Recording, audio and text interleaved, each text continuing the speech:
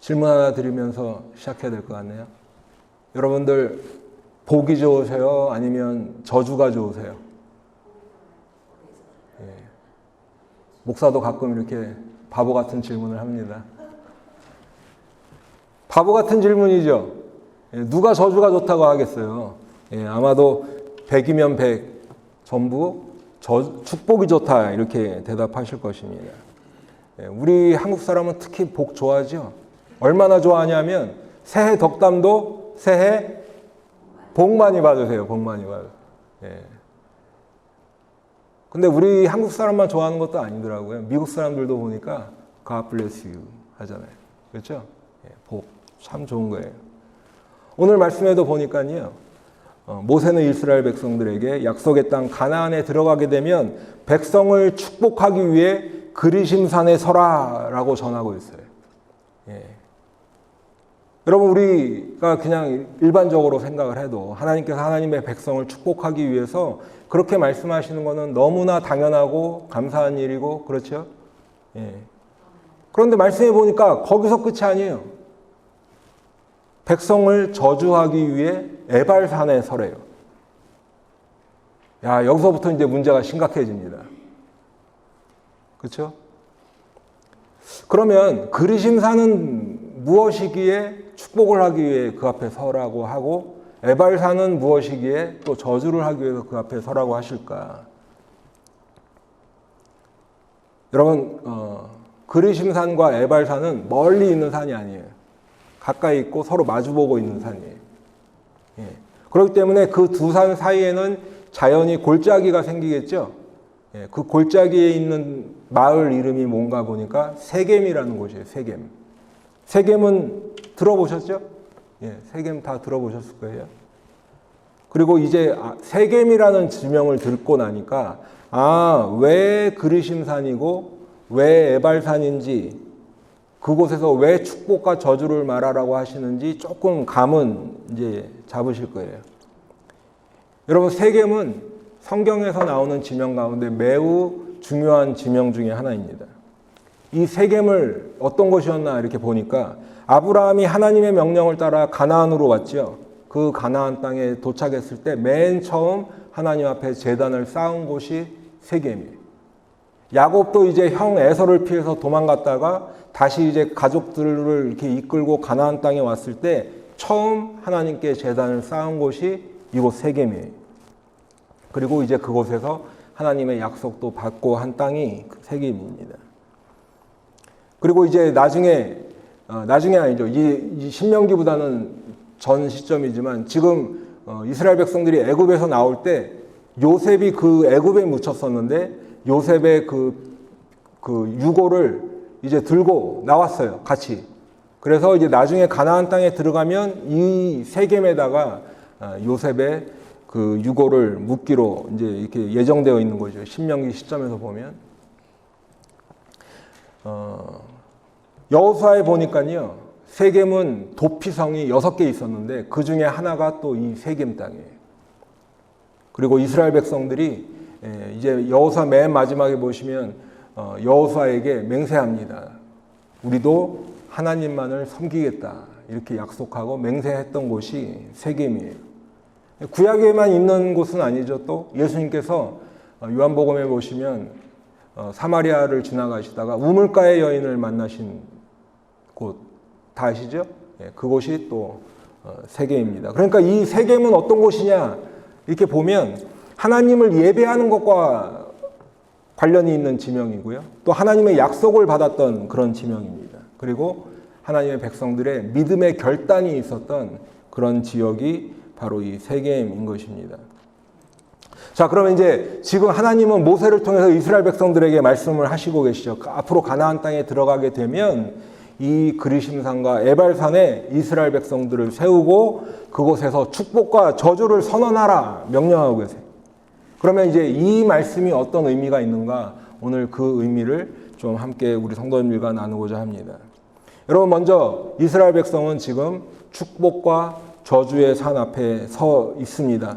오늘 본문 11절과 13절을 11절부터 13절을 제가 다시 한번 읽어드리면 모세가 그날 백성에게 명령하여 이르되 너희가 요단을 건넌 후에 시므온과 레위와 유다와 이사갈과 요셉과 베냐민은 백성을 축복하기 위하여 그리심 산에 서고 루벤과 갓과 아셀과 스불론과 단과 납달리는 저주하기 위하여 에발산에 서라. 여러분, 이스라엘이 그리심산과 에발산에 서는 사건은 지금 신명기 본문 시점에서 보면 미래의 사건이죠. 앞으로 있을 일이에요. 그런데 지금 이스라엘 백성에게 이 그리심산과 에발산에 서는 것은 먼 미래의 사건이니까 지금은 그러면 그냥 대충 해도 되겠네, 이런 의미가 아니에요. 하나님은 지금 마치 이스라엘 백성이 그 앞에 서 있는 것처럼 명령하고 계세요. 따라서 이스라엘도 나중에 그렇게 할게요, 제가 생각해보고 판단이 좀 되면 그렇게 할게요가 아니라 지금 믿음의 결단을 하라고 하나님이 말씀하고 계신 것입니다. 그런데 가만 보니까요, 이스라엘 백성들을 모두 축복의 산 앞에 세워놓고 12지파를 다 세워놓고 하나님 말씀에 불순종하면 저주의 산 쪽으로 가게 될 거야, 이렇게 하지 않으시죠. 지금 12지파가 있는데 이스라엘 12지파 가운데 딱 반을 나누셔서 6지파는 축복을 위한 그리심산 앞에, 또 나머지 6지파는 저주를 위한 에발산 앞에 세우라고 명령하고 계세요. 여러분, 이렇게 하나님께서 지금 이스라엘 백성들을 12지파를 6지파씩 나눠서 세우는 것은 어떤 하나의 행사를 위해서 그냥 뭔가 이렇게 퍼포먼스를 하려고 그렇게 세우라고 하시는 게 아니죠. 그리고 우리는 또 이런 의문을 갖게 될 수도 있어요. 그러면 이 축복의 산에 서 있는 6지파는 어떤 의미가 있을까? 왜 나머지 6지파는 저주에 이렇게 산 앞에 세우라고 하고 이 사람들만 축복받고 저 사람들은 저주를 받으라고 하는 걸까? 이런 거에 관심을 기울일 수 있죠. 그런데 사실은 그런 거는 의미가 없는 거예요. 그냥 나누신 거예요. 그보다 더 중요한 게 있어요. 뭐냐면 이스라엘 12지파 전부가 축복의 산이든 저주의 산이든 앞에 서 있다는 거예요. 한 지파도 빠지지 않고 다 서 있어요. 그리고 나머지 레위 지파가 있는데 레위 지파는 그 가운데 서서 축복과 저주를 선언하고 있다는 거예요. 이게 우리가 눈여겨봐야 될 대목이에요. 그리고 우리가 또 한 가지 잊지 말아야 될 것이 있는데, 축복이냐 저주냐, 우리는 그것에 초점을 맞추기 쉽죠. 축복, 저주. 저주 놓으면 안 되고 축복은 와야 되고, 여기에 초점을 맞추기 쉽지만 사실은 축복이냐 저주보다 우리가 더 초점을 맞춰야 되는 게, 더 주목해야 될 것이 있는데, 그것은 바로 순종이냐 불순종이냐 하는 거예요. 왜 그러느냐? 왜 축복과 저주보다 순종이냐 불순종에 더 초점을 맞춰야 되느냐 하는 것은, 순종이냐 하나님 말씀에 순종하는 것과 하나님 말씀에 불순종하는 것은 원인이에요. 그러니까 하나님 말씀에 순종을 하게 되면 결과인 축복은 자연히 따라오는 거예요. 아멘? 하나님 말씀에 불순종하면 그 결과인 저주는 자연히 따라오는 거예요. 여러분, 예전에 그 학교 다니실 때 아무리 공부 안 하고 100점 받을 수 있는 방법이 있어요? 없어요. 그냥 공부 열심히 하고 선생님 말씀 해주신 거 노트 잘 보고 또 암기하고 외우고 이렇게 공부하고 하면 100점을 맞게 되는 결과가 따라오는 거죠.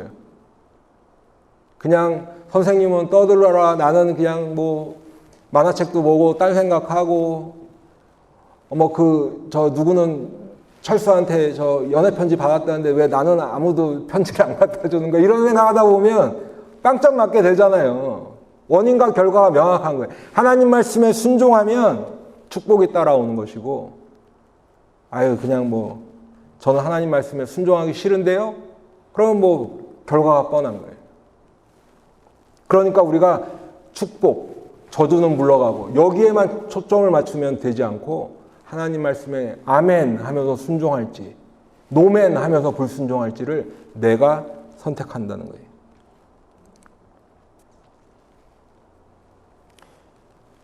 우리 수요형 공부 때 이 말씀을 들어서 이것을 뭐라고 그래요? 하나님의 명령에 긍정적인 반응, 아멘 하는 것, 아니면 하나님 말씀에 내가 생각해 보니까 아니네요. 저는 순종하지 않겠습니다. 할 수 있는 능력을 주셨다 그랬죠, 하나님이. 그게 뭐라고 그랬죠? 자유의지, 자유의지. 하나님이 내가 선택할 수 있는 능력을 우리에게 주셨어요. 하나님의 명령에 긍정적인 반응을 할 수도 있고 부정적인 반응을 할 수도 있는 그것을 주셨다는 거예요.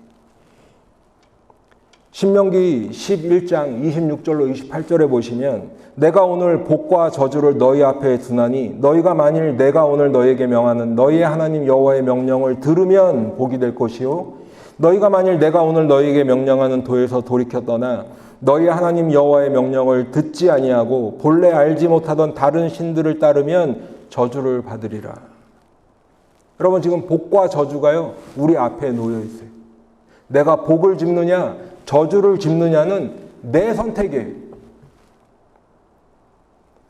그리고 그 복과 저주가라는 결과가 나한테 오는 것은 너무나도 분명하게 따라오는 결과인데 하나님의 명령을 듣고 순종하면 복, 듣지 않고 우상을 섬기거나 불순종하면 뭐예요? 저주라는 말씀. 너무 분명하고 명확하고 또 굉장히 심플하죠. 복잡한 게 아니에요. 여러분 축복 받고 싶으세요? 순종하시면 돼요. 저주 받기 원치 않으시죠? 불순종하시면 그런데 그렇게 된다는 거예요. 너무 간단해요. 그리고 우리들은 이 같은 하나님의 선포 앞에 아멘 하는 거예요. 아멘. 예. 여러분 아멘이 그냥 습관적인 뭐 이렇게 대답이 아니에요. 아니면 무슨 찬송가 부를 때 맨 마지막에 나오는 가사가 아니에요. 아멘이라는 의미는 하나님 말씀이 참입니다. 하나님 말씀이 진짜입니다. 저는 그 말씀에 동의하고 순종하겠습니다라는 이 모든 말이 하나로 함축돼서 아멘 하는 거예요. 아멘? 예, 감사합니다. 그 아멘 하는 거예요. 아멘. 우리의 믿음의 고백이 있고요. 아멘에는 우리의 믿음의 결단이 있고요. 우리 믿음의 서약이 있는 거예요. 하나님 앞에 약속하는 거예요. 여러분 그런데 이제 두 번째로 우리가 살펴볼 것은 저주의 선언이 있다라는 거죠. 오늘 본문에 보니까 저주의 선언이 있어요. 여러분 본문 읽어드렸던 우리 함께 읽었던 14절부터 레위 사람은 큰 소리로 이스라엘 모든 사람에게 말하여 이르기를 이렇게 시작한 말씀이 맨 마지막 절 26절에 보니까 이 율법의 말씀을 실행하지 아니하는 자는 저주를 받을 것이라 할 것이요 모든 백성은 아멘 할지니라까지 이렇게 이어지고 있는 이 말씀 보니까요 모두 12가지의 죄가 쭉 나오고 있어요. 쭉 나오고 있어요. 눈에 띄는 게 하나 있어요. 매 절마다 반복되는 말씀이죠. 이런 죄를 범하는 자는 저주를 받을 것이라 이렇게 말씀하고 있어요. 그런데 그 말씀에 대해 모든 백성은 아멘 할지니라 라고 말씀하고 있어요. 여러분 생각해 보세요. 우리가 받아들이기 쉬운 말씀은 뭐예요? 이런 일을 하는 자는 복을 받을 것이라 모든 백성은 아멘 할지니라. 이게 더 익숙하지요. 이게 더 듣기 편하지요. 예. 이게 더 우리 마음 가운데 위로도 주고 그렇단 말이에요. 시편도 그 150편까지 있는 그 긴 말씀에 첫 번째 뭐라고 시작해요? 복 있는 사람은 시작하잖아요. 그러니까 복 있는 자에 대한 아멘이 우리가 훨씬 더 익숙하고 말하기 편하고 듣기도 마음에 이렇게 안정도 되는데 오늘 말씀은요 저주를 받을지어다 하는데 거기에 아멘 하래요. 아멘 하래요. 여러분 오늘 본문에 있는 12가지 죄를 쭉 보니까 우상을 만들어서 하나님을 배반하고 우상을 만들어 섬기는 죄로부터 시작해서 우리 일상생활에서 이런 크고 작은 어떤 일들 뿐만 아니라 차마 입에 담기도 그런 어떤 성적인 죄들 이런 죄까지도 그냥 적나라하게 말씀하고 있어요. 여러분 그런데 이 모든 죄에 공통점이 하나 있더라고요. 쭉 보니까 뭐냐면요. 은밀하게 행하는 죄. 남몰래 행하는 죄. 여러분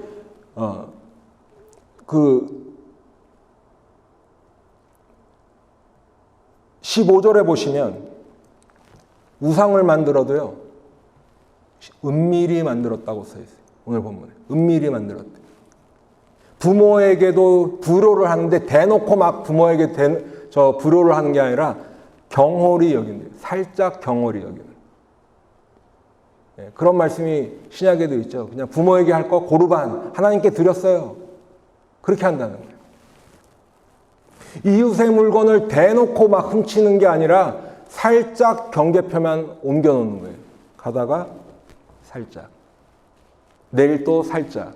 그러다 보면 어느 날 1m가 있고 2m가 있겠죠. 살짝 은밀하게. 여러분, 맹인의 길을 잃게 하는 것, 아니면 객이나 고아나 과부의 이 송사를 억울하게 하는 것들은 은밀하게 행하기에 딱 좋아요. 그 뒤에 이어지는 성적인 범죄들은 대표적으로 남몰래 하는 죄, 은밀하게 행하는 죄입니다. 이웃을 살인해도 몰래 죽이는 암살을 한대요. 오늘 본문에 그렇게 표현하고 있죠. 죄 없는 사람을 죽이려고요, 뇌물을 받는 거예요. 전부 다 은밀하게 행하는 죄, 남몰래 행해야 하는 죄, 그러한 죄를 범하고 있다는 거예요. 그런데 이 모든 죄악이 아무리 은밀하게 하고 보는 사람 없는 것 같고 남몰래 행하고 아주 완벽하게 내가 남들을 다 속이고 했는지 몰라도, 안 그런 척 하고 살지 몰라도 누구를 속일 수 없어요. 누구를 속일 수 없어요. 하나님을 속일 수. 하나님은 이미 다 알고 계시네요. 그렇기 때문에 여러분, 우리가 만일 법을 어겨서 이 세상 법정에 갔다고 생각하면 그 판사가 내 죄를 딱 나열하고 이 죄 맞느냐 할 때 예라고 할 수밖에 없듯이, 내가 하나님 앞에 선다면 이 죄 네가 지은 죄지 아멘 할 수밖에 없는 거예요. 다른 변명이 없어요. 이미 하나님의 CCTV에 다 보고 있는 거예요. 박형준 집사님 이거 잘 아시네. 내가 이렇게 했는데 반응이 없으셔갖고. 다 보고 계신 거예요. 하나님이 CCTV로 다 알고 계세요. 너 이거 너의 죄지 하면 아멘 할 수밖에 없어요. 부인할 수가 없어요. 변명할 수가 없어요. 우리는 다 죄인이고 하나님 앞에서는 하나님을 속일 수 없기 때문에 그렇습니다. 여러분, 우리 성도님들이 꼭 기억하셔야 될 것은 하나님은 거룩하시다. 많이 들어보셨죠? 하나님은 거룩하시고 하나님은 공의의 하나님이시다. 여러분, 하나님은 거룩하시다라는 의미, 우리가 많이 말하는데 무슨 의미인가? 그분은 죄가 없다라는 의미, 죄와 상관이 없다라는 의미. 하나님은 공의롭다는 의미는 무슨 의미일까? 그분은 반드시 악을 심판하시고 죄인을 벌하실 수밖에 없다는 의미. 여러분, 그렇기 때문에 거룩하신 하나님, 죄가 없으신 하나님, 죄와 상관없는 하나님이 죄인을 벌하시고 악을 멸하시는 것은 공의롭다라는 거예요. 그렇게 하실 만한 자격이 그분만 된다는 거예요. 여러분, 그러면 하나님은 우리의 모든 죄, 우리가 드러나게 짓는 죄, 은밀하게 짓는 죄 모두를 다 알고 계신데 그 악을 심판하시고 이제 죄인을 벌하셔야 하는 공의의 하나님인데, 여러분, 그러면 우리는 어떨까요? 우리는 다 죄인이기 때문에 하나님의 심판을 받는 것이 당연한 거예요. 그 죄값을 치러야 하는 것이 당연한 거지. 그렇기 때문에 그 하나님의 공의로운 심판 앞에 아멘 할 수밖에 없는 거예요. 아멘 할 수밖에 없는 거예요.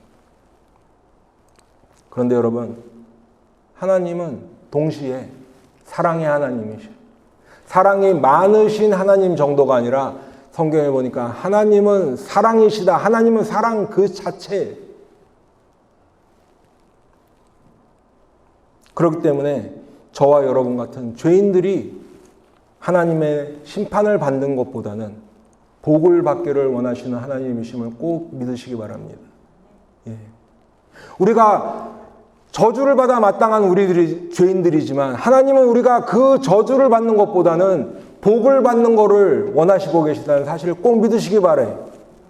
제 말씀이 아니라, 제가 그냥 위로 드리려고 하는 말씀이 아니라 하나님이 하나님 말씀에 그렇게 약속하셨어요. 에스겔서 33장 11절에 보니까 나는 악인이 죽는 것을 기뻐하지 않으신대. 그럼 하나님은 무엇을 기뻐하실까? 악인이라도 죽는 것 기뻐하지 않으시고 하나님은 오히려 악인이 그의 길에서 떠나 돌이키고 떠나서 사는 것을 기뻐하신대. 아멘? 예.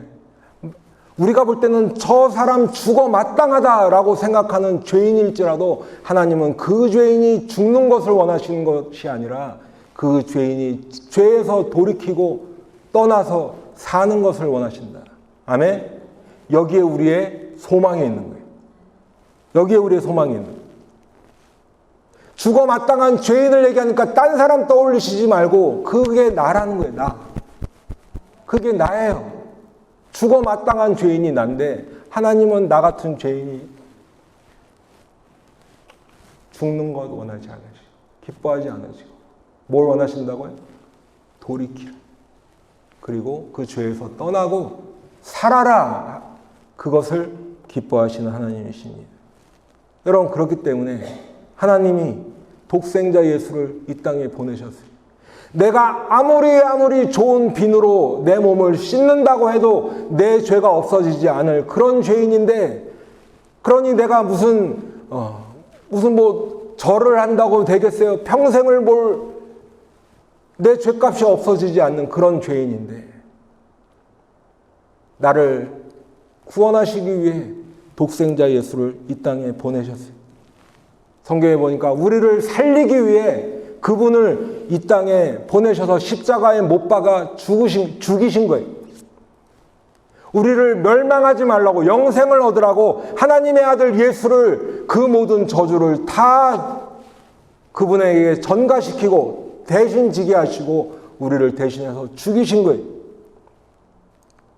갈라디아 3장 13절에 보니까 그리스도께서 우리를 위하여 저주를 받은 바 되사 율법의 저주에서 우리를 속량하셨으니, 우리가 받아야 할 저주를 오늘 백성들은 아멘 할지어다 하는 그 죄의 저주를 누가 받으셨다고요? 예수님이 받으신 거예요. 예수님이. 할렐루야. 예수님이 우리를 대신해서 저주를 받으셨다는 것은 그러기 위해 십자가에 죽으셨다는 거지. 여러분 구약에 보면 우리가 다 아시는 대로 속죄하기 위해서, 죄를 없애기 위해서 뭐 해요? 소 잡고 양 잡고, 여러분 그냥 잡는다고 하니까 뭐 이렇게 고상하게 뭐 이렇게 도축하고 그런 얘기가 아니에요. 그냥 각을 뜨는 거예요. 살을 다 베는 거예요. 피가 낭자하고 온 사방에 피를 다 뿌리고 피 비린내가 나고 살은 다 찢기고, 여러분 그걸 한번 생각해 보세요. 그렇게 해서 희생제사를 드려야 그래도 속죄를 받는 거예요. 여러분 그런데 성경에 보니까 예수님이 십자가에서 죽으신 그 죽으심, 그 피 흘리심은 더 이상 짐승의 피로 드리는 제사가 필요 없고 예수님이 단번에 드리신 영원한 제사라고 말씀하고 있어요. 그렇기 때문에 우리가 이제 이렇게 고상하게 앉아서 딱 넥타이 메고 이렇게 죄인 아닌 척하고 이렇게 싹 그런 표정 지으면서 예배 드리는 거예요. 안 그러면 여러분 우리들 지금도 예배당에 나와서 그냥 각 뜨고 피 흘리고 해야 되는 거예요. 예수님이 십자가에서 단번에 죽으셨기 때문에 우리가 더 이상 그것을 하지 않는다. 히브리서 9장 12절에 보니까 염소와 송아지의 피로 하지 아니하고 오직 자기의 피로 영원한 속죄를 이루사 단번에 성소에 들어가셨느니라. 히브리서 10장 10절에도 보니까 이 뜻을 따라 예수 그리스도의 몸을 단번에 들이심으로 말미암아 우리가 거룩함을 입었노라. 예수님이 단번에 십자가에서 죽으신 그 희생 때문에 우리가 죄인들이 거룩함을 입어서 하나님의 백성, 성민, 하나님의 백성, 성도라고 불리고 있는 것입니다. 예수님의 십자가에서 들이신 그 죄 때문에 우리는 이제 더 이상 저주 아래 있지 않아요. 아멘? 거룩하게 되고 하나님의 축복 안에 있는 하나님의 백성인 줄로 믿으시기 바랍니다. 이것을요 갈라디아서 3장 14절에 보니까요, 그리스도 예수 안에서 아브라함의 복이 이방인에게 미치게 하고 라고 말씀하고 있어요. 예수 안에서 아브라함의 복이래요. 여러분, 우리는 복을 그저 남들보다 더 성공해서 더 많이 갖고 더 많이 누리고 더 많이 소유하고 이런 것을 복이라고 하죠. 옛날 말에도 있잖아요. 입신양명. 제가 사자성어는 여기까지만 쓰도록 하겠습니다. 그렇죠. 출세하고 성공이잖아요. 그게 복이잖아요. 우리가 세상 사람들이 생각하는 대로 그렇게 생각한단 말이에요. 그렇기 때문에 반대의 의미에서 저주를 뭐라고 생각하냐? 사업이 잘 가다가 망하는 걸 저주라고 생각해. 시험 봤는데 톡 떨어지는 걸 저주라고 생각해. 직장 잘 다니다가 이제 그만 나오세요 하면 그걸 저주라고 생각해. 건강하게 잘 지나가 육신의 병이 확 들면 저주 아닌가 생각해요. 아니라는 거예요, 성경은. 그게 복과 저주가 아니라는 거예요. 여러분, 때로는 시험에 떨어지는 게 복이 될 수 있고요. 망하는 게 복이 될 수도 있어요. 여러분, 그런 뉴스 가끔 보시죠. 누가 막 복권을 맞아갖고 돈이 주체할 수 없을 정도로 많은데 10년, 20년 있다 보니까 그게 결국 그 사람에게 복이에요, 저주예요? 그렇죠? 그게 복과 저주의 기준이 아니라는 거예요. 우리는 그렇게 생각할지 몰라도. 그렇기 때문에 우리가 혹시라도 나에게 어떤 우환이 생기면 무슨 생각을 하냐면 왜 나에게만 이런 일이 일어날까? 나는 그래도 착하게 산다고 살아왔는데 내가 그래도 남에게 피해 준 거 없고 내가 무슨 잘못을 했길래 나에게 이런 일이 일어날까? 내 자녀들에게 이런 일이 일어날까? 그런 생각이 아니라는 거예요. 우리가 자책도 하고 원망도 하고 억울해하기도 하지만 그게 여러분 복과 저주의 기준이 아니에요. 절대로 그렇게 생각하시면 안 돼요. 아멘? 예. 이 개념을 여러분 잘 깨달으셔야 돼요.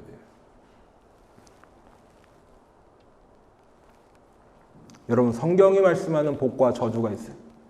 우리는 그 기준에 따라 살아야 될 줄로 믿습니다. 성경이 말씀하는 복과 저주는 우리가 생각하는 또는 세상 사람들이 생각하는 복과 저주의 기준과 완전히 달라요, 여러분. 완전히 달라요. 그러니까 지금까지 내가 가지고 있던 복과 저주의 개념은 버리시면 돼요. 쓰레기통에 묶어서 버리시고 오늘부터는 성경이 말씀하는 복과 저주의 기준을 여기다 쏙 넣으시면 됩니다. 아멘? 예, 그렇게 하시면 돼요. 성경은요, 저주를 내 죄에 대한 결과라고 말씀하고 있어요. 간단히 말하면 내가 죄인으로 태어났기 때문에 나의 죄인된 이 본성 때문에 하나님의 심판을 받아서 지옥에 가게 된다라고 하는 것을 성경이 말하는 저주라고 하는 거예요. 무섭죠, 여러분? 망하는 정도가 아니에요. 시험에 떨어지는 정도가 아니라 지옥에 가게 된다. 왜요? 내가 죄인으로 태어났기 때문에. 우리 수요 성경 공부에 오신 분들은 다 이 말씀을 들으셔서 아실 텐데 내가 죄인으로 태어났기 때문에 성경은 이것을 지옥에 가게 된다는 걸 저주라고 하는 거예요. 그렇기 때문에 여러분, 하나님의 관점에서 보면 내가 죄를 더 하나 짓느냐 마느냐는 문제가 아니에요. 그거보다 더 중요한 게 있어요. 내 자신이 죄인임을 깨닫고 고백하느냐, 이게 더 중요한 거예요. 성경은 이걸 뭐라고 말씀해요? 회개라고 말씀해요. 조금 전에도 말씀을 드렸죠. 돌이켜 떠나는 것이 회개. 여러분, 우리는 내 죄에 대해서 어떤 변명도 할 수 없을 그런 죄인인데 오늘 본문처럼 그렇기 때문에 저주를 받을지어다 하는 거에 아멘할 수밖에 없죠. 변명할 수가 없어요. 내가 가린다고 가려지는 게 아니에요. 여러분, 그런데 하나님은 우리를 위해서 예수 그리스도를 아끼지 않고 내어주셨다고 말씀하고 있어요. 우리 대신 저주를 받게 하셨어요. 우리를 사망에 내버려 두지 않고 영원한 생명을 주시기로 작정하시고 독생자 예수를 아끼지 않고 내어주셨대. 죽게 밀어 등 떠민 거예요. 성경은 이것을 우리에게는 복이라고 말씀해요. 이게 복이에요. 누구든지 독생자 예수를 믿는 자마다 멸망하지 않고 영생을 얻게 하려 하심이라. 이것이 성경이 말하는 복이에요. 그렇기 때문에 성경은 이것을 복음, 좋은 소식, 복된 소식이라고 하는 거예요. 에이, 이건 목사님이니까 그렇게 얘기하죠. 나는 그래도 세상에서 더 누리는 거 좋아해요. 나는 남들보다 더 많은 걸 복이라고 생각할 거예요. 복과 저주가 내 앞에 있다. 여러분이 무엇을 선택하시든 그것은 여러분의 선택. 근데 목사는 목사기 때문에 이 얘기를 하는 게 아니라 하나님의 진리의 말씀을 반드시 전해야 돼요. 성경이 말씀하는 복과 저주의 기준을 잘 이해하시기 바랍니다. 여러분, 창세기 12장 2절 3절에는 우리가 너무나도 많이 들어봤던 저 신앙생활 좀 웬만큼 하셨다는 분은 아마 설교 이 본문으로 한 100번도 넘게 들으셨을 거예요. 거기 보면 하나님께서 아브라함에게 복을 말씀하고 계세요. 너는 복이 될지라. 옛날 성경에는 너는 복의 근원이 될지라 말씀하셨어요.